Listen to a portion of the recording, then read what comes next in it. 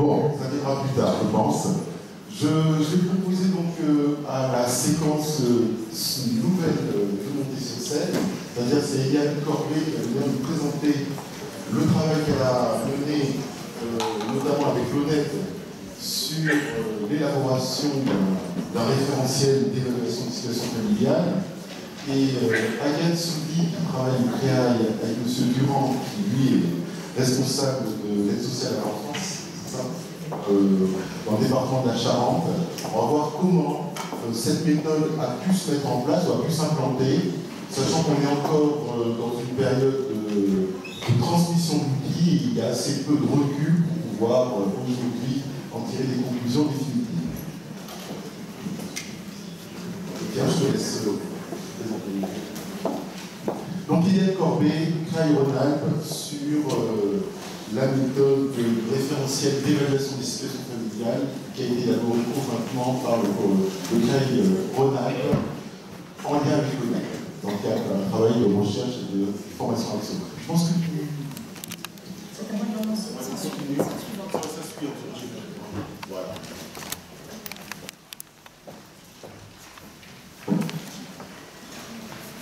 Bonjour à toutes et à tous. Merci de cette invitation chez le président et mon collègue Thierry Lamour. Je suis aussi très ravie d'intervenir aujourd'hui après Pierre Robin et Paola Milani. D'abord parce que Pierre Robin, dont j'apprécie beaucoup l'intervention, ce sont des bonnes trouvailles, mais vous allez voir aussi que le programme de travail de recherche que je présente et son aboutissement maintenant, eh bien, il y a plus que largement participé. C'est en lien direct, en continuité pratiquement de l'intervention précédente. Et puis avec Paola Milani, parce que c'est l'ONED, l'Observatoire national de l'enfance en danger, qui nous a fait nous rencontrer il y a presque un an maintenant, et l'ONED avait repéré que nos travaux étaient très proches, avaient des références, on peut dire semblables, voire même, vous allez voir, un vocabulaire très semblable. Donc c'est avec grand bonheur que nous nous sommes rencontrés et nous avons convenu maintenant de plutôt faire converger nos travaux. Cette intervention va être dans cette suite et il y a des points que je vais passer plus rapidement puisque les propos précédents ont pu déjà être présentés. Alors, je vais d'abord vous présenter comment a été élaboré ce référentiel, cette méthode, pourquoi. Référentiel d'évaluation participative des situations de danger, on l'a appelé comme ça. Parce que, d'abord, quand nous avons commencé nos travaux en 2006, la réforme de la protection de l'enfance était en préparation, on pourrait dire qu'elle était quand même dans les cartons. Nous en connaissions déjà quelques pans, même si elle n'avait pas encore été discutée au Parlement et adoptée. Et notamment, elle remettait en question, dans ses travaux préalables, la question justement de l'évaluation. Et puis, l'ONED produit chaque année un rapport au gouvernement, et le rapport au gouvernement produit en 2006 alertait sur la situation de l'évaluation, et notamment l'insuffisance de celle-ci en France, notamment en la comparant à d'autres pays, en particulier les comparaisons étaient faites avec le Canada. Et donc, les CREAI ont déjà développé à ce moment-là des travaux d'évaluation, en particulier dans le secteur des personnes en situation de handicap, et il nous semblait que c'était tout à fait pertinent de développer des travaux dans le secteur de la protection de l'enfance et de jeter des ponts à cet égard.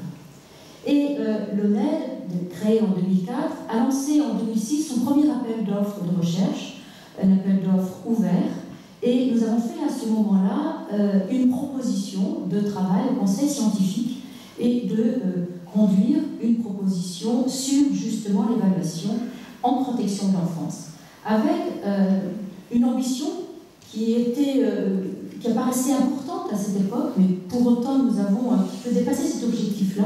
C'était d'abord de produire un cahier des charges sur l'évaluation en protection de l'enfance en France. Donc à ce moment-là, c'était 2006, et pour des travaux de 18 mois, pour produire au début de l'année 2008. Donc l'époque, de la promulgation de la loi de 2007. C'est à ce moment-là aussi que Pierrine a rejoint notre équipe le temps de son doctorat. Donc, ce travail-là nous a demandé aussi, c'était à la demande du Conseil scientifique de l'ONED, de nous tourner vers des conseils généraux. Notamment, la loi de 2007 allait les mettre comme chef de file, avec des responsabilités beaucoup plus fortes en matière d'évaluation, et notamment sur le recueil des informations préoccupantes. Et donc nous avons fait un programme de recherche qui associe très étroitement les conseils généraux, d'abord 4, Val-de-Marne, Seine-et-Marne, Rhône et Haute-Savoie. Dans la suite de cela, nous avons eu un travail de conception d'un référentiel, au-delà même d'un premier, on pourrait dire, cahier des charges. Puis ensuite, 2008, après la production du rapport, nous avons fait comme un stand-by. Ça n'a pas été simple, parce que les départements avec lesquels nous avions travaillé avaient envie de continuer à se lancer. Ne lâchez pas un premier outil construit. Et nous avons fait un stand-by pour produire une validation scientifique. Nous avions aussi lu des travaux qui critiquaient finalement des outils pas suffisamment validés, pas suffisamment assurés, et il nous a semblé tout à fait important de consolider ces travaux par un travail de validation scientifique. Je veux dire ici, entre nous, que c'était plus complexe que la première élaboration. Ça demandait beaucoup plus de rigueur, beaucoup plus aussi, on pourrait dire, de contraintes pour les conseils généraux qui sont associés encore une fois à ce travail. Et d'autant, par contre, ça nous a permis aussi de modéliser les conditions favorables au transfert de la méthode. Ça nous a permis dans la foulée de modéliser la diffusion, les formations, et pour favoriser l'adoption du référentiel par d'autres départements que les premiers partenaires, d'une part, mais en même temps, au sein des départements partenaires, davantage de diffuser au-delà des seuls, on pourrait dire, praticiens associés à l'étude.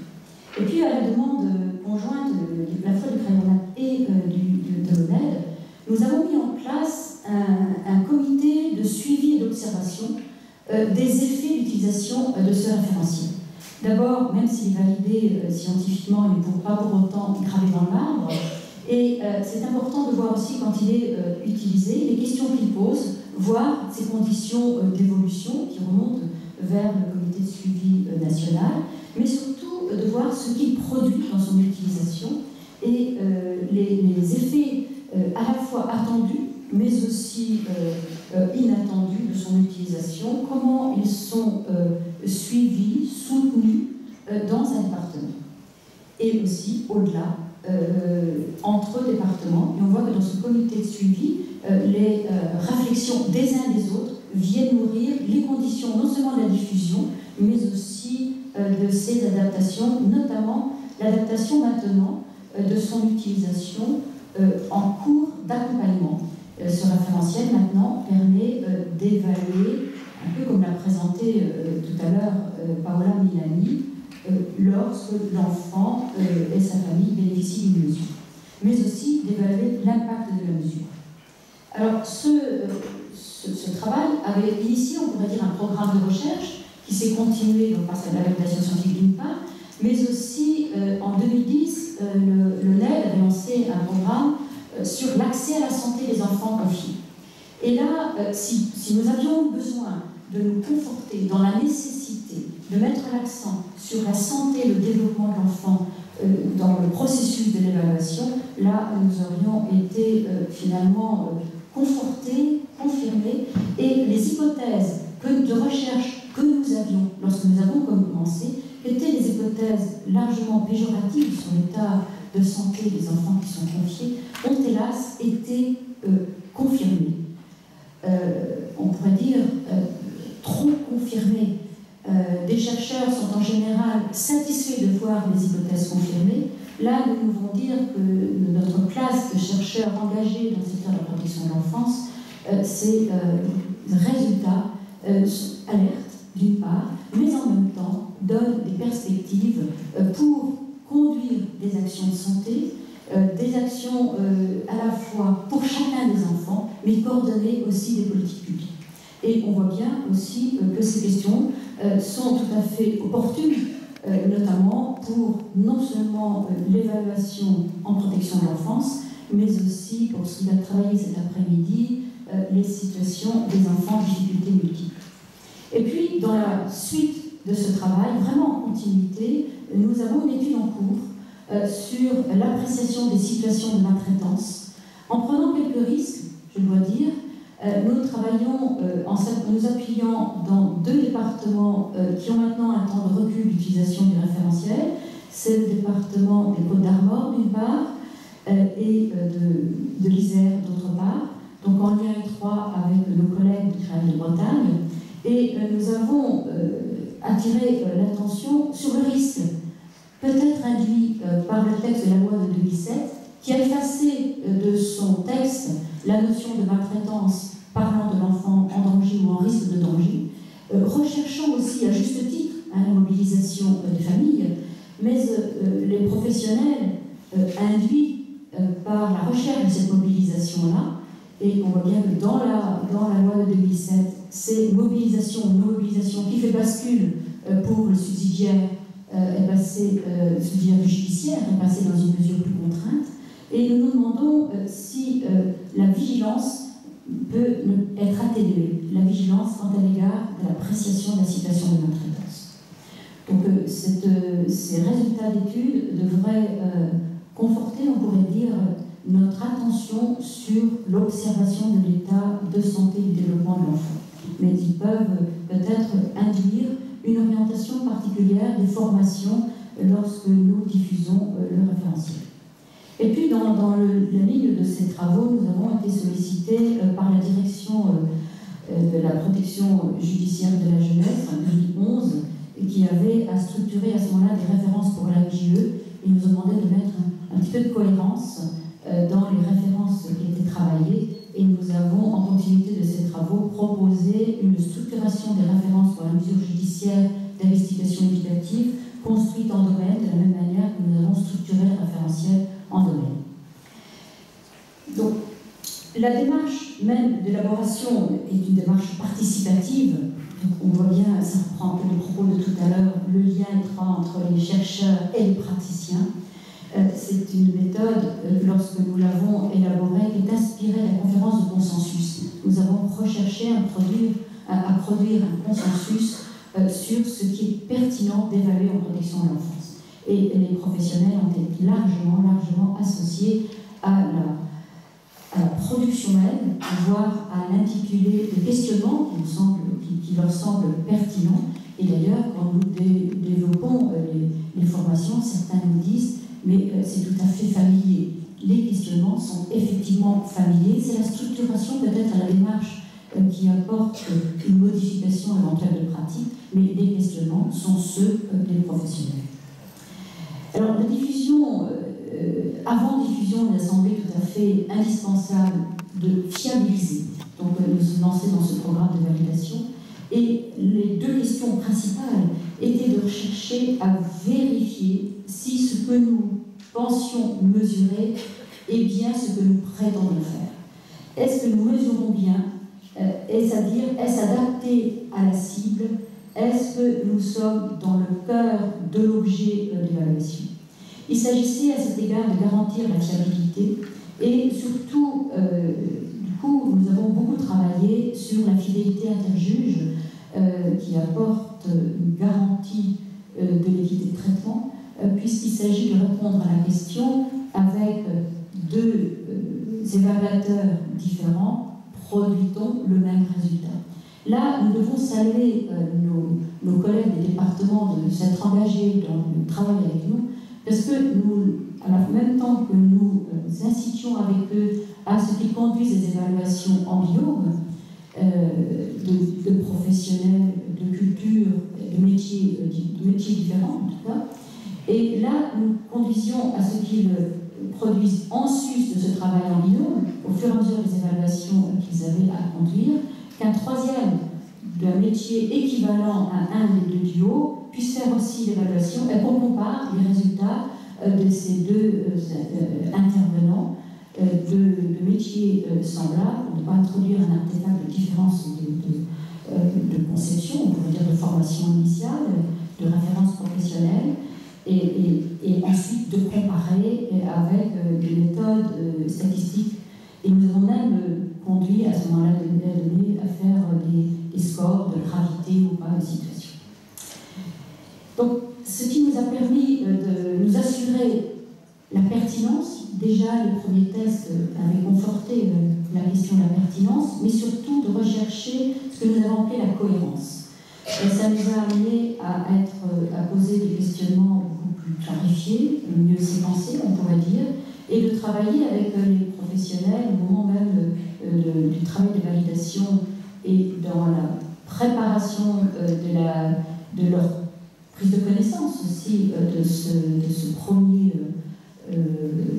première version, de le rendre acceptable, applicable, et surtout l'enjeu principal était la finalité. Alors le référentiel est maintenant adapté à une population concernée par la protection de l'enfant jusqu'à son âge de 18 ans, alors que nous avions commencé au début en nous inspirant du modèle canadien un projet de vie permanent pour les enfants de 0 à 5 ans. Donc les travaux inspirés des travaux de Steinway, et le projet qui est suivi et utilisé par le Centre de jeunesse de Montréal. On avait d'abord commencé par un travail sur les plus jeunes enfants.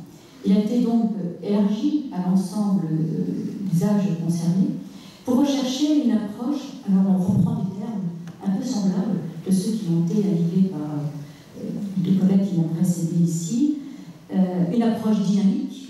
Il ne s'agit pas de faire une photo ponctuelle, mais de voir une dynamique d'un développement, mais aussi de se projeter dans un futur. Une méthode clinique au sens strict du terme clinique, qui veut dire au pied du lit du malade. Au pied du lit du malade en protection de l'enfant, c'est un peu osé. Simplement pour dire qu'il s'agit d'observer, et d'observer de visu ce qu'il en est des conditions de vie de l'enfant, mais ce qu'il en est surtout de son bien-être, ce qu'il en est surtout de son état de développement au regard du développement attendu à l'enfant, de l'enfant du même âge. C'est une approche aussi partagée au sens de croiser le regard. Pierre-Louis Robin a beaucoup développé ce matin la question du croisement des subjectivités. Il s'agit bien cela de rechercher une objectivation en croisant des regards multiples, les regards de professionnels de disciplines différentes, mais surtout de croiser les regards de professionnels avec ceux des familles et avec ceux des enfants. Donc ce qu'on appelle maintenant la trilogie des perceptions. Et puis nous avons été inspirés du modèle canadien, donc, je viens de citer tout à l'heure, et ce qui nous intéressait de ce modèle, c'est qu'il est construit par domaine. Et ce qui est attendu de ceux qui utilisent la méthode canadienne, c'est de conduire dans chacun des domaines ce qu'ils appellent une investigation systématique. Dans notre candeur, au début de nos travaux, nous avions pensé adapter ce modèle canadien. C'était une grave erreur. Très vite, notre groupe de travail nous a amené à y renoncer, c'était pas adapté à la culture française, même s'il était séduisant pour nous, les jeunes clients français, structurés de manière pertinente. Donc nous avons très rapidement renoncé à cela, mais nous en avons gardé, et c'est une filiation qu'il faut reconnaître, nous en avons gardé sa structure. Sa structure en domaine, d'une part, mais aussi en domaine pour lesquels les professionnels s'arrêtent, investissent de manière systématiquement, même s'ils n'approfondissent pas, selon les situations, l'ensemble, mais au moins ils se positionnent pour dire que d'aller plus loin n'est pas nécessaire ou pas indispensable.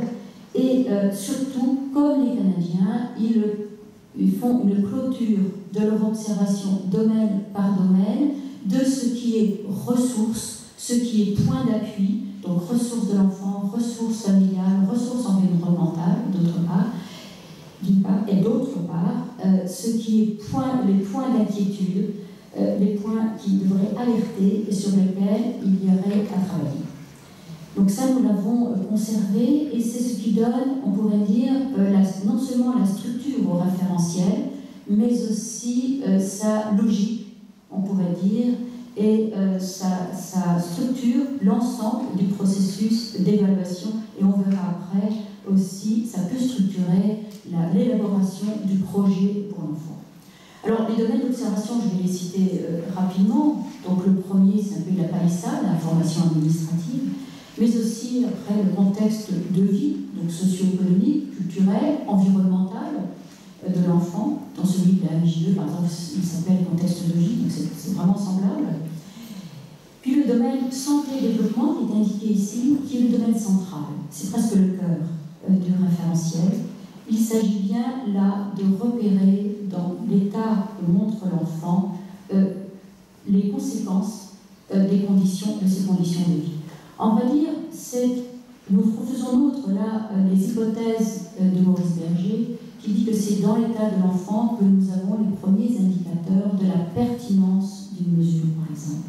Et là, en évaluation initiale, nous dirons c'est dans l'observation de la santé et du développement de l'enfant que nous verrons qu'il y a un risque pour lui d'un développement défavorable ou pas. Et nous verrons à ce moment-là sur quel point il faut agir.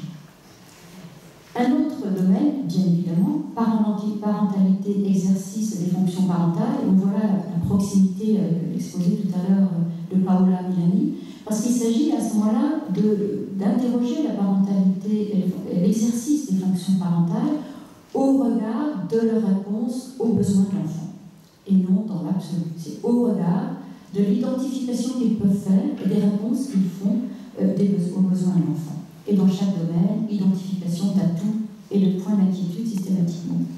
Et puis dans le contexte de la loi de 2007, où il est attendu une mobilisation de la famille, et c'est bien cet endroit-là qui peut faire une bascule, qui va introduire ou pas un contexte de contrainte, nous avons construit un domaine qui vient compléter les précédents, surtout qui est utilisé comme, je dirais, un métadomaine, qui devient aussi un domaine d'observation, qui est celui de l'élaboration partagée d'une stratégie d'accompagnement. C'est-à-dire qu'il s'agit d'observer, pendant le processus même de l'évaluation, ce qu'il en est de la mobilisation familiale. C'est-à-dire, quel cheminement y a-t-il eu depuis, par exemple, s'il s'agit d'une information préoccupante, les premiers moments de l'évaluation, de la première visite à domicile, par exemple, jusqu'à la conclusion du rapport d'évaluation. Avec synthèse, là aussi, mais aussi une mise en perspective de l'ensemble des synthèses, des atouts et points d'inquiétude. Alors, pour ajouter aux définitions de l'évaluation, jugement de valeur, nous disons aussi, et là c'est une suite de travaux que nous avions avec un collègue qui a été quelque temps conseiller technique au CRA-Rhône-Alpes, le docteur Jean-Marc Botta, il me disait l'évaluation c'est aussi jauger. Et c'est tout à fait intéressant ce terme parce qu'il reprend la question de la mesure, mais ici nous le reprenons vraiment dans cette démarche où il s'agit de mettre en perspective, domaine par domaine, ce qu'il en est des difficultés, ce qu'il en est au contraire des atouts qui peuvent être des leviers d'action. Et à ce moment-là, nous jaugeons les uns et les autres et nous les pesons de certaines manières en voyant leur opportunité ou au contraire les points qui devraient attirer l'attention vers du changement. À la suite de ça, comme toute méthode, et là nous ne différencions pas, il s'agit de clore avec des formulations d'hypothèses, caractériser la situation, s'agit-il d'une situation de danger ou pas, quel type de mesure serait pertinente. Et puis, la loi de 2007 introduit cette notion de projet pour l'enfant avec une mission tout à fait particulière conférée aux conseils généraux pour la continuité des parcours, donc avec l'idée surtout de favoriser des continuités, favoriser aussi des possibilités d'attachement, et ces points d'ailleurs sont renforcés dans la proposition de loi qui va être très prochainement débattue. Et puis, indicateurs et suivi de mesures ensuite. Et on voit que l'élaboration du projet pour l'enfant peut être faite par domaine, les domaines que j'ai cités tout à l'heure, notamment ceux de contexte de vie, ceux de santé et ceux de parentalité. et avec des rôles actifs pour chacun. Et dans chacun, des indicateurs de suivi-mesure, et on reprend les questions de comment, qui, pourquoi, qui, et avec quels résultats attendus. Alors, quand nous avons construit ce travail, certains nous avaient alertés, nous disaient ça devrait plutôt s'appeler guide, ça nous sert de guide de pensée. Nous avons insisté pour garder cette notion de référentiel, en disant que, comme son nom l'indique, il est référé, et il est clairement référé. C'est-à-dire que nous recherchons à ce que les références soient explicitées, soient partagées, et ce sont à la fois les références théoriques et les références cliniques. Alors ici, je les cite, il y en a avoir d'autres, et nous nous sommes engagés aussi à suivre l'évolution des connaissances dans le domaine et d'adapter ceci en fonction. Mais la référence transversale, on pourrait dire, c'est la théorie de l'attachement. Cette théorie de l'attachement qui fait son retour en France, il a fallu traverser l'Atlantique dans les deux sens pour revenir. Il y avait quand même en France un fort mouvement de pédiatrie sociale. En tout cas, on voit bien la pertinence de l'utilisation de la théorie d'attachement en protection de l'enfance, non seulement pour évaluer la pertinence d'une action, mais surtout et surtout pour penser à la continuité des parcours, pour éviter les parcours chaotiques. Et je pense également que pour les adolescents en difficulté multiple, cette question de l'attachement se porte au plus haut point. Notamment, certains ont développé des incapacités totales à l'attachement du fait des parcours chaotiques qu'ils ont suivis. L'approche développementale, bien évidemment, puisque nous avons fait le cœur du travail du référentiel, centre à la fois du référentiel dans sa construction théorique, on pourrait dire, mais surtout dans son utilisation, l'observation principale, l'observation clé, c'est celle du développement de l'enfant. Donc, il y a des rappels qui sont faits sur ce développement, et je dis fréquemment aux travailleurs sociaux qu'ils ont besoin d'être louangés pour leur tolérance, mais en même temps que leur grande tolérance est aussi un défaut, parce qu'ils s'habituent tellement aux populations avec lesquelles ils sont tous les jours, qu'ils ont oublié de les référer, quelquefois j'ai dû oublier quelques guillemets, quelques précautions, à les référer à ce qu'on attend d'un enfant du même âge. Et comme une tolérance à la situation. On reprend bien évidemment la question des actes de la parentalité dans les travaux de Hauzel et successeurs, notamment Catherine Séné. Les approches socio-culturelles, bien évidemment, pour comprendre le contexte et surtout prendre en compte les références culturelles et nous-mêmes nous méfier de nos propres représentations. Autre approche, l'approche psychanalytique, alors vous me direz, c'est pas très tendance actuellement, l'approche psychanalytique, mais néanmoins, nous insistons pour dire que dans la relation évaluative, il est tout à fait important que les professionnels soient vigilants. On ne va peut-être pas parler de transfert et de contre-transfert, d'études contre-transférentielles, mais soient vigilants sur leurs attitudes et contre-attitudes, prennent en compte également ce que nous a appris la psychanalyse du risque de la compulsion de répétition. Et en même temps, cette approche était proche aussi de l'approche systémique qui nous apprend comment une famille se vit comme un système, mais aussi qu'un professionnel qui intervient en évaluation et en accompagnement auprès d'une famille peut aussi être rapidement englué dans un système. Donc ces différentes approches sont développées au cours des formations comme rappel, mais aussi pour légitimer la pertinence des questionnements à s'opposer lors de l'évaluation. Alors, les principes d'une évaluation participative, d'abord, penser la stratégie d'intervention évaluative, là encore, on va retrouver le même terme utilisé dans nos deux recherches, Paola Milani et puis celle-ci.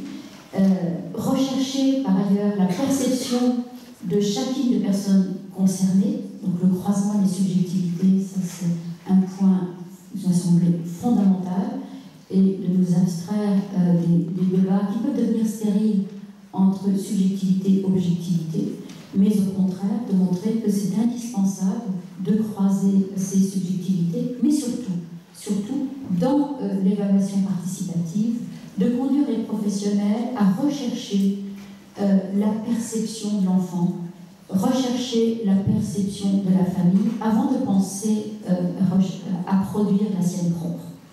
Donc ce que nous avons appelé la trilogie des perceptions. Autre principe, c'est le principe d'identifier les ressources et de favoriser chez les premiers acteurs, que sont les enfants et les familles, à identifier eux-mêmes les ressources et notamment identifier les ressources déjà mobilisées, voire mobilisables dans leur quartier. Et autre point aussi, des synthèses, là c'est la structure même du référentiel, les synthèses sont étayées et sont étayées aussi en lien avec un échange avec les premiers concernés, les acteurs, familles et enfants. À la suite de ces travaux, nous avons d'abord commencé pour le travail de l'évaluation initiale. Je dois dire, du fait même du démarrage de nos travaux, à la fois ça date, 2007, la date du début du programme, et puis surtout le fait que les conseils généraux étaient premiers associés à cette étude, d'une part, et ils étaient eux-mêmes, je dirais, préoccupés par les informations préoccupantes. Ce qui fait que nous avons d'abord commencé par l'évaluation initiale, mais maintenant nous avons poursuivi pour atteindre ce que nous recherchons depuis le début, à penser un continuum de l'évaluation, comme c'est dans les travaux anglais par exemple, notamment ceux d'Ellen Jones, et qu'on retrouve à nouveau aussi dans les travaux de Paola Milani. Il s'agit de passer à ce moment-là de l'évaluation initiale au projet pour l'enfant et la conduite de l'évaluation. On voit bien que dans les départements où le référentiel est maintenant utilisé, eh bien, le projet pour l'enfant est plutôt, comme par hasard, construit en domaine, avec des domaines d'action et notamment, j'insiste sur celui de la santé. Il s'agit de penser aussi une évaluation pour agir. Là, on se retrouve très proche de l'idée de l'évaluation transformative. Une évaluation pour agir, pour arriver à une élaboration partagée d'un projet d'accompagnement que nous avons appelé, quand il est mis en action, un plan d'action partagé. Et il s'agit aussi de travailler, et ça régulièrement, la loi de 2007 introduit l'évaluation comme un droit pour les uns et comme une obligation pour les autres, et notamment l'évaluation annuelle, pluridisciplinaire annuelle, pour évaluer l'impact de la mesure. Alors, cette évaluation participative, qu'elle soit initiale ou en cours d'accompagnement, c'est une approche semblable, des références identiques, on pourrait dire, une approche dynamique qui croise les regards, surtout qui favorise le rôle actif de chacun des acteurs. Elle est participative, elle est aussi transformative, elle vise des changements auxquels les parents, en premier lieu les enfants, sont associés, au moins pour identifier les changements attendus. Ce sont les mêmes références théoriques, des références théoriques plurielles, toujours se méfier des références uniques, des dogmatiques. Elles sont surtout transparentes, partagées, peuvent aussi évoluer en fonction de l'évolution des connaissances. Cette démarche, elle est structurée, elle induit des observations directes. Observations directes de l'état de développement, mais aussi de l'état de la relation avec les personnes qui comptent pour l'enfant, de l'évaluation aussi des relations avec ses parents. Et là, c'est la théorie de l'attachement qui nous inspire, bien évidemment. Il s'agit d'évaluer également et de soutenir en évaluant, d'une certaine façon, la mobilisation parentale. On va dire qu'en l'évaluant, ça peut la faciliter, avec le risque, comme je l'ai dit tout à l'heure, de bien garder la focale et de ne pas perdre la focale sur l'état de l'enfant. Mais tant en évaluation initiale qu'en évaluation en cours d'accompagnement, la démarche vise également la mobilisation parentale. Donc il s'agit d'un même continuum, qu'il s'agisse de l'évaluation initiale, voire de l'investigation, comme il est indiqué dans la mesure judiciaire d'investigation éducative, jusqu'à l'évaluation en cours d'accompagnement. Donc c'est le même continuum de contenu, de rigueur, de référence. Pour autant, il y a une adaptation dans son utilisation. La temporalité même de l'accompagnement invite à réinterroger la méthode, de l'adapter à cette temporalité, de reprendre un peu comme le présentait tout à l'heure Paola Milani spirale qui montre que les acteurs engagés dans l'évaluation, engagés dans l'action, modifient également la situation. Celle-ci se modifie dans le temps et c'est une nouvelle situation qu'il y a à évaluer ensuite. Donc on voit bien que nous avons adapté à ce moment-là la méthode, pas tant le référentiel que son méthode d'utilisation, pour l'adapter à la logique, à la temporalité de l'accompagnement, surtout pour la décliner, pour permettre de la déclinaison structurée également d'actions partagées, avec un programme d'action. Alors il est vrai que lorsque nous avons commencé nos travaux et lorsque nous travaillons avec les équipes, si c'était le premier objectif de développer un programme d'action, je pense qu'il nous renverrait dans nos cordes en nous disant que nos références sont très anglo-saxonnes. Mais par contre, quand le travail est déduit d'un référentiel qui est structuré par domaine, la déclinaison en plan d'action est plus aisée. Donc il s'agit ensuite de conduire à des critères et des indicateurs de suivi de mesure. Et les principaux, alors là j'insiste à nouveau, et les résultats de l'étude intermédiaire que nous avons fait sur l'accès à la santé nous incitent à avoir des critères sur le développement de l'enfant, même et surtout quand l'enfant est déjà confié en cours d'accompagnement. J'ai presque terminé. Méthode participative pour le construire, c'est ce référentiel.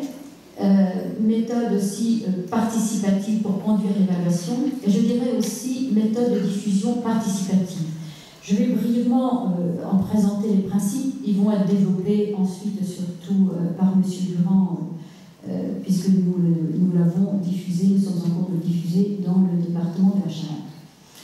Donc, pour qu'il soit diffusé, et notamment auprès des conseils généraux, nous avons une attention tout à fait particulière dans les échanges que nous avons avec leurs représentants, c'est qu'ils soient inscrits dans une politique institutionnelle.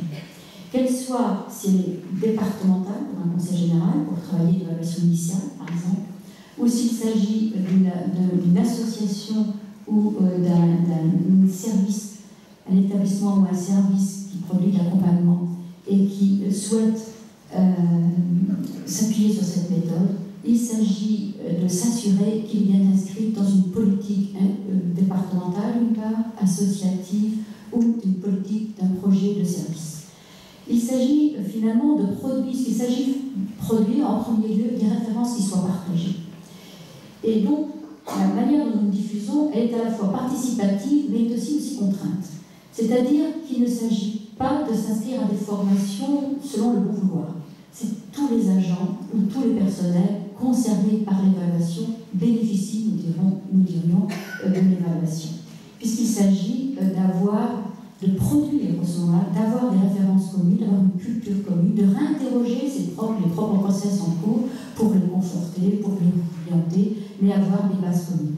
Et surtout de rechercher dans un territoire départemental une équité d'accès. Donc il s'agit à ce moment-là d'avoir effectivement des méthodes comparables. Donc tous les professionnels sont concernés.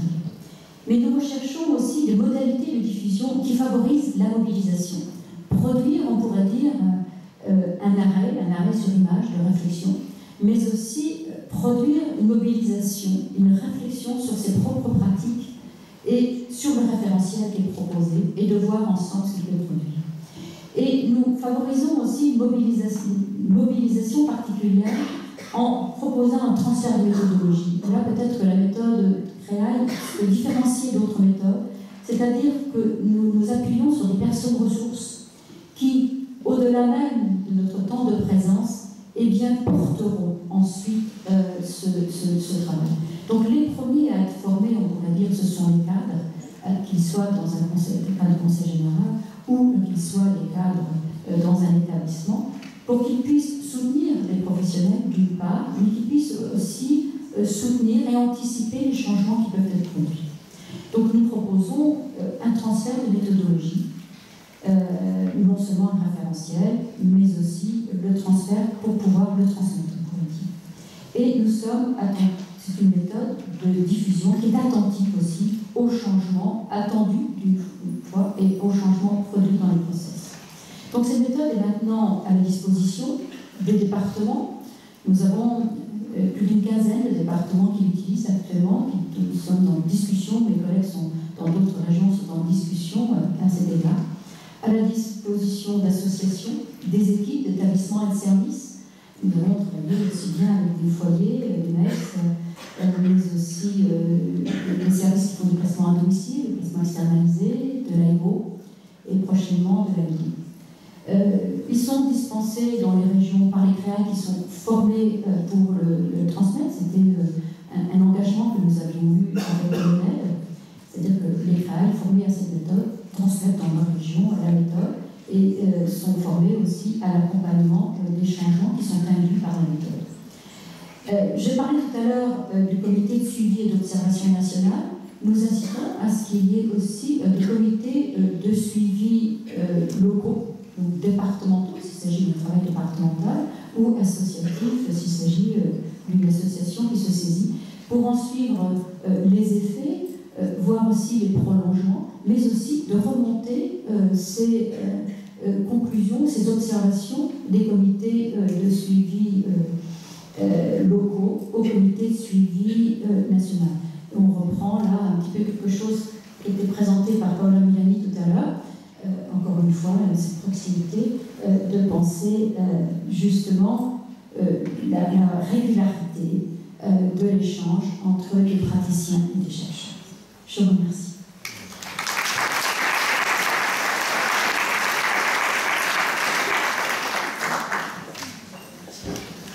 Nous vous remercions, Yann Corbet, pour cette présentation très intéressante.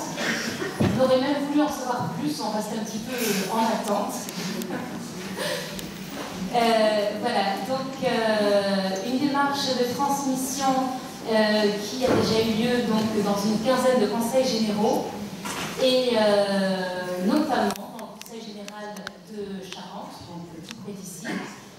Nous avons eu la chance donc, de participer à cette transmission aux côtés du CREA et Rhône-Alpes dans un travail de partenariat.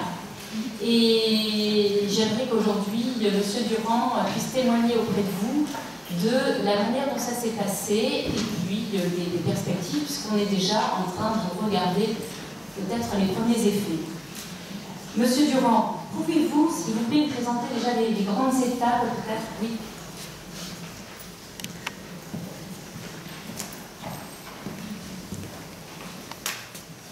Donc, oui, bonjour, donc Philippe Durand, je suis responsable du service de l'aide sociale à l'enfance au Conseil général de la Charente.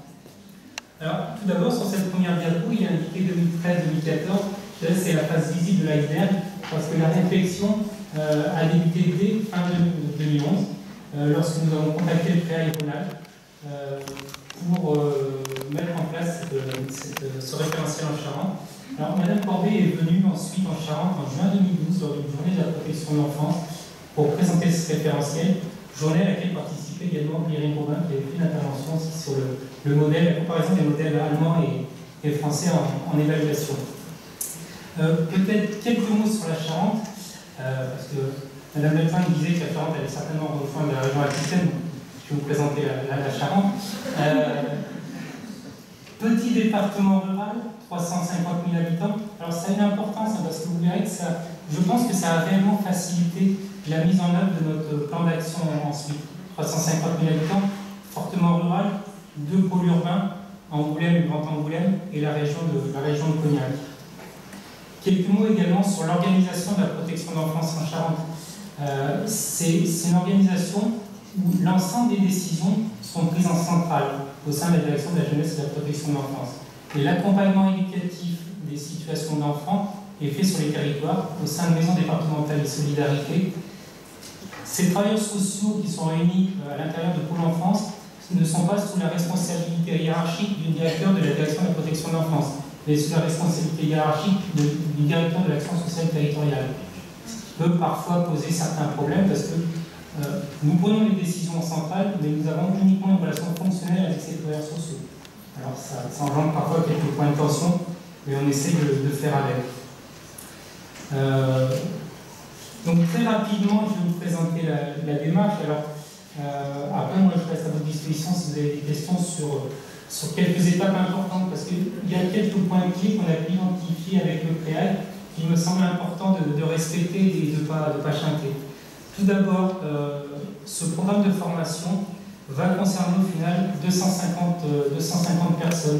C'est près de 50% de la direction de la solidarité qui va être formée à cette démarche. Et alors, ça se fait effectivement en 2 temps, Madame Corbet l'a repris. Dans un premier temps, l'ensemble des cadres concernés par ces situations d'évaluation ont été formés, et ensuite l'ensemble des professionnels de terrain vont être formés. Donc vous avez la déclinaison de tous les cadres qui ont été formés. Ce qui est important, qui surprend un peu les équipes lorsque l'on leur dit, c'est que la direction générale adjointe, les 2 DGA de la direction de la solidarité ont participé à cette formation.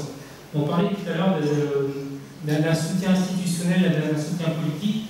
Vraiment, la démarche qu'ont eu nos DGA en Charente de participer à la session de formation vient bien marquer ce soutien, ce fort soutien institutionnel autour de ce référentiel.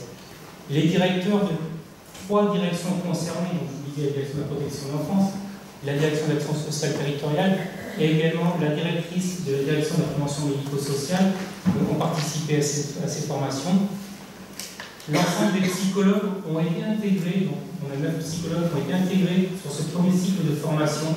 Alors, dans notre organigramme, ils ne sont pas considérés comme des cadres en tant que tels. Malgré tout, on les a intégrés dans ce cycle de formation à l'attention des cadres parce qu'il nous a semblé important qu'on les ait, ces psychologues, comme soutien, comme appui auprès des équipes pour diffuser plus largement. Et ensuite, les responsables des maisons des solidarités et l'ensemble des médecins de PMI ont participé à cette formation. Donc dans un premier temps, ça a fait une 50aine de personnes que l'on a formées, et la deuxième partie concernait environ 200 collègues. Alors, très rapidement, les différentes étapes. Peut-être, avant de passer à ces 5 étapes, il y a une étape que moi j'appellerais une étape 0, c'est-à-dire c'est toute cette face cachée de l'iceberg et toute cette méthodologie qu'il a fallu qu'on mette en place avant de réellement pouvoir informer et sensibiliser les cadres. Je vous disais que fin 2011, on contactait le CREAI. Juin 2012, le CREAI venait présenter ce référentiel sur une journée un petit peu à l'image de celle-ci aux professionnels du Conseil général de la Charente, mais c'était aussi largement ouvert, nous, à nos partenaires secteur associatifs. Les magistrats ont pu avoir cette information et était présent également à cette journée la vice-présidente du Conseil général en charge de la solidarité. Donc elle a pu aussi voir tout l'intérêt de cette démarche, et ça a facilité, je dirais après, nos démarches parce que le portage politique, on l'a eu à ce moment-là. Lorsqu'à l'issue de cette journée, on a pu échanger avec Mme Corbet, avec les DGA et la vice-présidente, je dirais que le chantier était à moitié gagné. On avait ce portage politique, on avait ce portage institutionnel, il nous restait, nous, au niveau des services, à avancer sur ce dossier. Dans cette étape aussi, avant de mettre en place, il y a quelque chose qui a été très facilitant pour nous, c'est la forte implication de notre service formation. Alors, j'insiste un peu là-dessus, ça peut sembler un petit peu loin de notre préoccupation, malgré tout, cette implication du service formation nous facilite la vie au quotidien. D'abord, c'est eux qui ont négocié le marché avec le CREAI. Voilà, alors je sais qu'il y a eu des échanges un peu. Forcément, on a essayé de faire baisser les devis. Alors, ça, c'est le service formation qui s'y est engagé. Mais au-delà de cette plaisanterie, le service formation gère les convocations, à gérer la constitution de tous les groupes, des 200 travailleurs sociaux sur le terrain, à gérer toute la logistique, les documents pédagogiques et tout ça. Et le plus important, je le disais, c'est vraiment cette constitution de groupe. Parce qu'on s'est mis beaucoup de contraintes dans la constitution des groupes pour ces 200 travailleurs sociaux.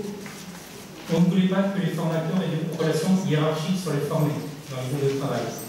On voulait aussi qu'il y ait une mixité de professionnels au sein des groupes de travail. Des élus, des AS, des PR, des EGE, voilà. Et on voulait également qu'il y ait une disparité des territoires dans les groupes. Donc, avec ces 3-4 entrées, on a du service formation. Maintenant, à vous de nous faire 12 groupes de formation. Et je vous assure que je préfère que ce soit lui qui l'ait fait que moi, parce que c'était un casse-tête à gérer. Donc, toutes ces étapes préalables me semblent quand même très très importantes. Alors après la déclinaison des 5 étapes, des coûts, ils sont assez faciles à mettre en place. Mais tout ce qui est fait avant, la négociation auprès du DGS, enfin, voilà, je vous en passe des millions, vous connaissez aussi bien que moi le fonctionnement d'un conseil général, ce sont vraiment des étapes qu'il faut prendre les unes après les autres. Et on a mis 1 an et demi à avoir toutes les validations des uns et des autres. À partir de là, eh bien, on a pu décliner nos différentes étapes. Première étape, information, sensibilisation à l'ensemble des cadres. On a réuni tous les cadres. Le PRNA, en l'occurrence Mme Corday, nous était présent, si M. Labour se séparé. On a présenté ce référentiel à l'ensemble des cadres. Je crois que ça, c'est une étape très importante, tout comme l'étape 4 à l'attention des professionnels, parce que c'est une demi-journée qui va permettre de désamorcer un petit peu les craintes auprès des collègues. La crainte de se voir enfermé dans un guide. Alors, vous avez repris le terme du guide, même s'il n'a jamais été indiqué, mais tous les collègues, lorsqu'ils viennent en formation, parlent d'un guide, parlent de quelque chose qui est très enfermant. Donc, cette demi-journée d'information et de sensibilisation permet, je dirais, de désamorcer ces craintes et nous permet derrière, lorsqu'on va engager les sessions de formation, de partir avec tous ces a priori qui sont évacués. On gagne quand même énormément de temps à ça. L'étape 2, on a formé tous les cadres, c'est-à-dire 50 personnes, c'est-à-dire tous les cadres de la direction de la prévention de la défense sociale, tous les cadres de la DGPE, tous les cadres de l'AST, en 3 sessions de 3 jours. Le principe, on est bien sur, à chaque fois, on est sur des sessions de 3 jours. Donc, tous les cadres sont passés sur ces 3 sessions de 3 jours. Parmi ces 50 cadres, et c'est un peu la spécificité de la méthode du CREAL, c'est qu'ensuite, elle est essaimée par les professionnels eux-mêmes, par les cadres eux-mêmes. Donc, la crainte que l'on avait, c'était de ne pas trouver de volontaires pour aller dispenser cette formation auprès des professionnels de terrain. On s'était basé, nous, sur 12 sessions de formation pour les professionnels. On s'était dit, on va travailler en binôme, 2 sessions par binôme, il nous faut 12 cadres. On en a eu 16. Alors, on a pris les 16, même si ça nous a un peu compliqué la vie sur l'organisation, mais on a pris ces 16-là. Allez, je mentirais en disant que les 16 étaient volontaires de la première heure. On en a eu 14 volontaires de la première heure. Il nous manquait, nous semble-t-il, dans ce groupe, un psychologue et un médecin qui n'étaient pas forcément volontaires et qu'on a été chercher, mais qu'on n'a pas tiré bien fort. On est revenu vers un psychologue qu'on avait identifié et un médecin, et ils ont rejoint ce groupe. Ça nous paraissait important que ces 2 professions soient représentées aussi parmi ces formateurs. Une session de 3 jours, pareil pour les formateurs. Alors, c'est des contraintes professionnelles parce que ces formateurs ont fait la demi-journée d'information, ont fait les 3 jours de formation, plus 3 autres jours de formation de formateurs. Ça fait 7 jours sur nos emplois du temps aux uns et aux autres. Il fallait trouver 7 jours dans un temps assez comprimé. Ensuite, pour qu'il y ait un parallélisme des formes et pour également désamorcer les craintes sur les professionnels de terrain, on a également organisé une demi-journée d'information où Mme Corday est revenue de nouveau présenter cette démarche aux professionnels et à pu répondre à quelques interrogations. Alors, j'en profite pour M. Taille parce que Angoulême est une belle ville, mais c'est quand même assez loin de Lyon, c'est mal desservi. Donc ça a quand même été des contraintes aussi pour Mme Corday de venir assez régulièrement en Charente. Voilà. Et l'étape 5, on est actuellement dans cette étape 5, c'est-à-dire que depuis septembre, on a commencé les sessions de formation à destination des professionnels et on va terminer mi-janvier 2015. Donc on a 3-4 mois pour faire nos 12 sessions de formation. Alors voilà, sur une même diapo, j'ai parlé un peu des 2, mais là ça reprend le calendrier très rapide. C'est pour vous faire voir surtout que, alors j'oublie le laps de temps à fin 2011, octobre 2013, où on était sur la réflexion, mais on voit que entre la première étape et la fin de la dernière, il va se passer 15 mois. Nous, au début, lorsqu'on ne maîtrisait pas très bien tous ces enjeux, on s'était dit, avec 250 personnes informées, on va se mettre 2 ans et demi pour que ça puisse coïncider. Et on se rend compte que 15 mois, c'est vraiment le grand maximum, c'est presque trop long. C'est presque trop long.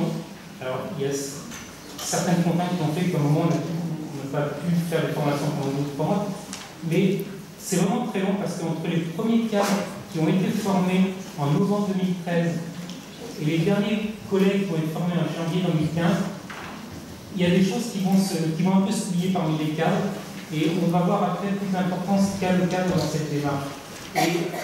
Et des collègues qui sont en attente de mettre des choses en place sur le terrain, mais qui ne peuvent pas encore le faire parce que les collègues de terrain sont encore formés. Vraiment, 15 mois, on pensait que c'était court, mais c'est presque trop long. Hein. Plus on peut ramasser cette formation, mieux c'est, parce que derrière, on va créer des attentes, et si ces attentes, on n'y répond pas assez rapidement, eh bien, on va s'essouffler, et puis on va passer à autre chose, et dans le quotidien, on va laisser un peu tomber. Donc vraiment, s'il y a des départements qui vont sur cette démarche, le conseil que je pourrais vous donner, c'est d'essayer de ramasser le plus possible le début de l'étape 1 et la fin de l'étape 5. Je vous remercie, monsieur. Alors, si vous voulez bien, donc, pour aller dans la continuité de ce que vous venez de dire, c'est-à-dire l'importance de faire la formation des cadres et des professionnels sur un temps le plus restreint possible, est-ce que vous pouvez nous dire si l'organisation et le fonctionnement des maisons départementales de la solidarité, donc qui sont l'outil de terrain, ils ont déjà changé pour s'adapter à la mise en œuvre du référentiel? Parce que ça, c'était un enjeu, c'est une remarque qui a été énoncée dès le départ par les cadres. Il va forcément falloir qu'on change nos méthodes de travail. Et c'est ce qui fait cette difficulté en fait de l'étalement dans le temps, parce qu'on veut changer, mais on ne veut pas changer quand tout le monde n'a pas compris pourquoi on veut changer. Alors, c'est encore un peu trop neuf, je dirais, pour qu'on puisse mesurer réellement les impacts en termes de modification d'organisation au sein des MDS. Malgré tout, c'est vraiment un enjeu majeur de cette démarche. C'est, comme je le disais tout à l'heure, le repositionnement du cadre, en tout cas en Charente, dans cette démarche d'évaluation. Parce que, très concrètement, pour prendre un exemple, l'information préoccupante arrive à la cellule centrale. Nous, on communique à la MDS de référence cette information préoccupante. Et dans beaucoup de MDS, c'est le secrétariat qui, en fonction du poids de charge des collègues du Pôle enfance, disent bon ben, c'est vous deux qui allez faire cette évaluation. Ou c'est le responsable de Pôle enfance qui reçoit ça, qui voit aussi quelles sont les disponibilités des collègues, qui met l'idée dans la palette du collègue en lui disant d'aller faire une évaluation. À l'issue de la formation des cadres, les cadres ont bien compris tout l'intérêt qu'ils avaient à définir la stratégie d'évaluation, mais également à réguler, je dirais, en cours de route de l'évaluation, de refaire un point avec les collègues évaluateurs, de dire où vous en êtes, est-ce qu'il ne faudrait pas aller vers là, vers là, vers là. Et vraiment, ça a sauté aux yeux, enfin, en tout cas, ça a sauté aux yeux des cadres. Il fallait qu'ils se repositionnent dans la définition de la stratégie de l'information préoccupante. Ça veut dire que derrière, il va falloir qu'ils s'organisent en interne pour à un moment se poser sur une vision un peu pluridisciplinaire pour définir cette stratégie. Donc, actuellement, on est en cours de réflexion, en tout cas les cadres des MDS sont en cours de réflexion de voir comment ils allaient pouvoir s'organiser. Est-ce qu'il faut qu'ils créent une instance spécifique où le responsable du pôle prévention insertion, le responsable du pôle enfance, le psychologue, le médecin de clinique puissent se poser autour d'une information préoccupante et en fonction de la nature de cette idée, dire bah, c'est plutôt une AS qu'il faut, plutôt une GE, plutôt une PERS. Voilà, vraiment, tout l'enjeu de ça, et c'est tout le défi que nous on a gagné parce qu'on est en train de créer des attentes auprès des collègues de terrain. Si derrière au niveau du management on ne suit pas, on va créer des frustrations et on va pouvoir parler longtemps derrière pour revenir là-dessus. Donc la réflexion et l'évolution est là-dessus. Comment ces cadres vont pouvoir se poser autour d'une situation dans leurs agendas, dans leurs organisations, pour définir cette stratégie. On n'y est pas encore. On a quelques freins internes à lever, un petit peu d'inertie, et comme tout changement, il faut qu'on va avancer. Pour le moment, pas grand-chose ne bouge, on est au début, mais l'idée est vraiment celle-ci. Je vous remercie. Je pense que je vais me garder la question suivante pour la prochaine intervention. Puisque c'était, est-ce qu'on peut déjà repérer une amélioration de la qualité des évaluations? C'est peut-être encore un peu tôt. Ça part un peu tôt. Malgré tout, on a certains écrits qui nous reviennent structurés selon les domaines de référentiel. Ce n'était pas un objectif affiché d'entrée, malgré tout, c'était quelque chose qu'on avait imaginé, nous, c'est que la structuration des écrits se fasse en fonction des domaines qui vont être évalués. Et on a certains écrits qui arrivent comme ça, même si tout le monde n'est pas encore formé, certains travailleurs sociaux qui ont déjà eu cette formation essayent de structurer leurs écrits, comme ça. Moi qui suis à l'aide sociale à l'enfance, qui suis amené à lire les écrits avant les transmissions aux juges des enfants, c'est un certain confort dans la lecture de l'écrit. Parce qu'on passe d'un écrit où on faisait des constats, donc le logement est sale, insalubre, à un écrit où il y a le constat, mais il y a l'analyse de ce constat, et qu'est-ce que ça induit, ce constat, sur le développement de l'enfant. C'est vraiment le bien que l'on peut noter, pas encore de façon exponentielle, mais sur certains écrits, le bien qu'on peut noter, c'est qu'on passe d'un écrit qui constate à un écrit qui analyse ce constat. Je vous remercie pour ce premier retour. Est-ce qu'il y a des questions dans la salle? Pour Eliane et pour M. Durand, finalement, on a bien vu la nécessité dans les départements d'avoir des personnes qui partagent un certain nombre de références, qui structurent leurs écrits selon une méthode partagée, et sur la nécessité tout simplement de partager un vocabulaire commun. La question, et je sais que Yann réfléchit, travaille dessus, c'est comment on fait pour travailler avec les partenaires du département, c'est-à-dire avec les professionnels dans les établissements, dans une MEX ou ailleurs, comment la nature des écrits produits par les travailleurs sociaux dans les établissements vont pouvoir nourrir, se connecter, se mettre en lien avec les évaluations qui vont pouvoir être conduites au sein du département. Donc voilà, la question elle est un petit peu à tous les deux, mais surtout je pense du côté d'Eliane, quels outils sont aujourd'hui en préparation pour permettre de faire advenir ce vocabulaire commun et cette continuité dans les écrits des uns et des autres finalement.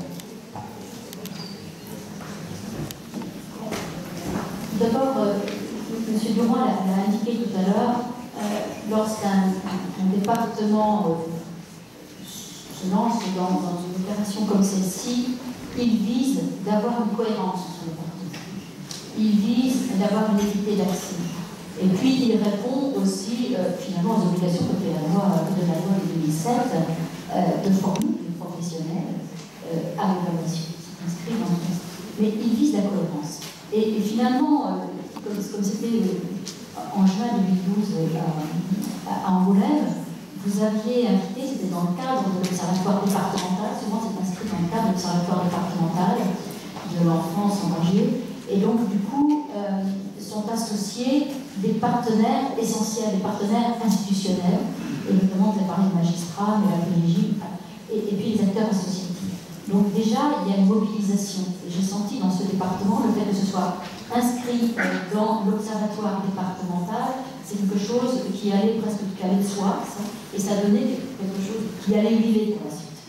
Et donc là, le premier point. Dans les premiers départements avec lesquels nous avions travaillé, les observatoires départementaux n'étaient pas forcément installés, mais les conseils généraux ont à produire ce qu'ils appellent un protocole institutionnel. Et du coup, certains nous avaient même demandé l'autorisation, alors que le référentiel n'était même pas encore validation scientifique, nous on trouvait qu'il fallait le stabiliser. Mais il avait presque séduit nos premiers partenaires, presque un peu vite, comme disait nous. Eh bien, ils avaient utilisé la grande structure du référentiel pour faire aussi, pour construire presque les étapes, les chapitres de leur protocole. C'est pas banal. Les magistrats aussi avaient indiqué qu'ils souhaitaient, je pense que ce qui se passait surtout en Seine-et-Marne, cette affaire-là, ils avaient souhaité que les écrits des rapports qu'ils attendaient soient construits ainsi.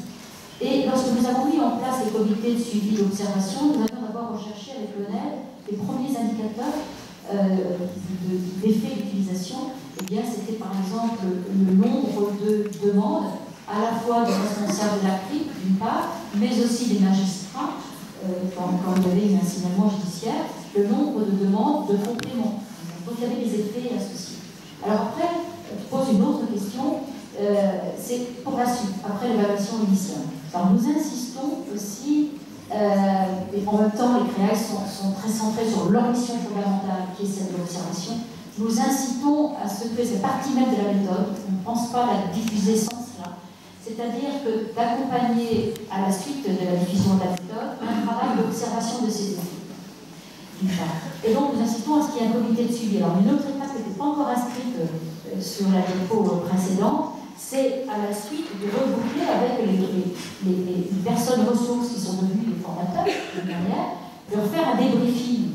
Soit on fait des débriefings en intercession, et là on a fait différemment dans le département de la Charente, en y allant en fin de chaque année. Ça c'était spécifique à la Charente. Mais ailleurs nous faisons des suivis intercession. Mais le dernier débriefing permet de faire le point sur ce qui s'est passé, mais de prévoir la suite. Et de mettre en place ce comité de suivi. Et les formateurs ressources deviennent des piliers, mais pas seulement. Et là, on en discutait avec M. Durand tout à l'heure, on prévoit faire ça début février prochain. Il s'agira de penser aussi d'avoir une organisation un peu plus paritaire et d'avoir leurs partenaires, voire aussi et associatifs. Mais aussi, on se dit, le défi, c'est d'avoir à terme, dans ce comité de suivi, des représentants de famille et des enfants qui ont bénéficié de l'aide sociale à l'enfance, par exemple.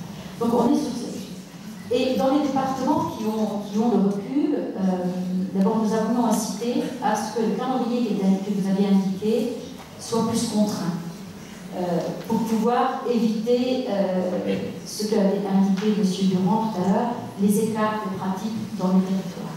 Donc plus contraints, même pour des départements où il s'agissait de former 600 personnes, par exemple, ce que les départements disaient. On avait un calendrier identique pour un département où on formait 3 fois plus. Donc on essaie de faire des choses un peu ramassées en formant suffisamment de formateurs pour que des sessions aient lieu en même temps. Et du coup, nous engageons à la suite, notamment c'est un des premiers départements, c'est le département de Val-de-Marne actuellement, où nous travaillons avec les représentants des foyers départementaux pour travailler l'introduction de ces références et le référentiel en cours d'accompagnement, en formant à nouveau des personnes ressources. Et puis dans des départements de notre région, nous avons commencé à engager avec la Drôme le travail maintenant à la suite. Et bien le référentiel pour la levée, pour les mots, pour les foyers départementaux.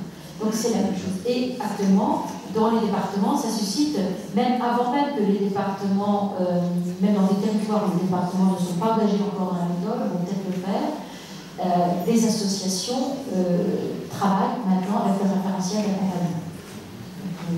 Mais ça, souvent, ça se diffuse dans le département. On est plutôt là dans une objectif de meilleure structuration des écrits, capacité à pouvoir faire remonter de l'information pertinente. Oui, alors ça a des conséquences sur le process de traitement, on pourrait dire, mais aussi notamment sur des instances clés, des instances pluridisciplinaires de travail sur les rapports quotidiens. Et aussi en cours de traitement, comment les professionnels interprètent un cadre dans des conditions différentes, peut-être de territoire, l'organisation peut être différente, mais le principe, c'est quand même un peu les mêmes. Ce que nous voyons partout, en tout cas, là où le référentiel est introduit depuis quelques temps, les écrits ont été modifiés. La structure est modifiée de façon différente, on pourrait dire, dans le processus pour le conduire. Les départements ont indiqué vouloir donner la trame à la suite de la formation. D'autres ont voulu, comme c'est quand même une formation où tout le monde était contraint d'y aller, alors c'était présenté, tout le monde bénéficie, soit. Mais du coup, le département n'a pas voulu donner cette trame. Eh bien, elle vient de fait avec les effets de la formation. Après, il s'agit peut-être de plus là-dessus. Mais partout, il y a des effets sur les écrits et sur les conditions des écrits. Et dans l'étude que nous menons actuellement, nous travaillons sur des écrits structurés ainsi. Monsieur Durand, pour finir, donc, vous pouvez bien nous dire qu'on est dans une phase d'appropriation et de mise en œuvre de la méthode, avec encore de résultats très concrets. Pour autant, vous avez pu repérer quelques évolutions, notamment dans la manière dont sont structurés les écrits aujourd'hui. Est-ce que les partenaires qui reçoivent ces écrits, je pense par exemple à un cabinet de juges pour enfants, comment eux perçoivent ces éléments-là? Est-ce qu'ils vous en font part? Est-ce qu'ils disent on aime bien la manière dont les informations nous remontent, on souhaiterait que ça aille dans ce sens-là? Est-ce que, voilà, comment, avec vos partenaires, ces éléments qui commencent à remonter, qui commencent à devenir finalement, sont perçus? Alors, comme je disais, c'est quand même très récent. Actuellement, seul un tiers des travailleurs sociaux de terrain sont formés. Donc, on joue sur que quelques équipes. Malgré tout, dans toutes les étapes, les magistrats, c'est aussi facile pour nous parce qu'on a un petit département qui a qu'un seul tribunal, on n'a que 2 juges pour enfants. Donc, ils sont assez réactifs. Mais ils ont été présents à chaque fois qu'on a informé, on les a invités, ils se sont déplacés. Le procureur, ça a été un peu plus compliqué parce que c'est peut-être moins systémique, mais voilà, ils sont informés déjà. Alors ensuite, ils ont bien compris, eux, que ça allait modifier la qualité des écrits, et ils sont en attente aussi de ça, d'avoir... Enfin, c'est vraiment... les écrits tels qu'on peut les imaginer sont vraiment un outil d'aide à la décision encore plus précis et plus pointu que ce qu'on pourrait leur proposer. Non pas que les écrits actuels ne servent à rien, mais ils sont structurés différemment et on peut insister. Et je reprends la notion de l'invisibilité de l'enfant. Là, ce référentiel recentre la problématique sur le développement de l'enfant. Et vraiment, on sent bien, vous parlez de modification, la modification majeure, elle est ici. On identifie clairement la problématique de l'enfant et quelles incidences sur son développement. Juste en disant, je vais bien. Ça a aussi initié des pratiques entre collègues différentes. Les médecins de PMI, les tueurs, les infirmières nous disent que les collègues, lorsqu'ils font une évaluation, viennent plus régulièrement vers eux en disant « j'ai constaté ça, qu'est-ce que tu en penses toi d'un aspect, d'un point de vue du développement de l'enfant ?» Alors qu'auparavant, je pense qu'on l'observait, on ne l'écrivait pas, on n'allait pas plus loin dans cette observation. Enfin, voilà. Les premières modifications que je vois actuellement sont sur les liens qui se créent entre les collègues de professions différentes et les équipes qui sont plus structurées sur le développement de l'enfant. Très bien, merci. Bon, on a tenu les délais. On va